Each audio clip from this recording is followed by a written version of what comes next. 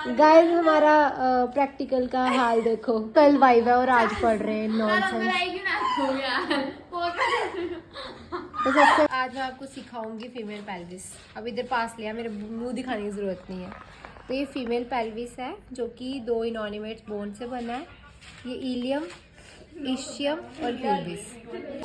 Ilium में आ गया है इलियक क्रेस्ट, इलियक फोसा, ये आ गया anterior superior iliac spine, interior inferior iliac spine.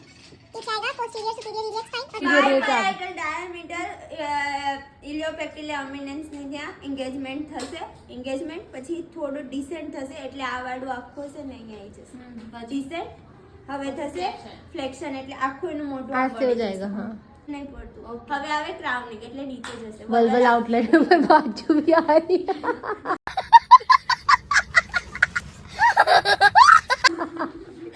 Ali આનો ફોક નહીં લેકે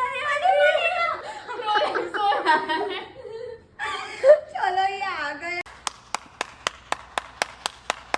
નથી દેખાતું ત્યાં છેકથી એલી દેખ બતાવું છું ને, જો ને તું જો This is the model of female pelvis. This Oh is my the model God. of female pelvis. This is divided into 2 innominated bones, ileum, ischium and pubis.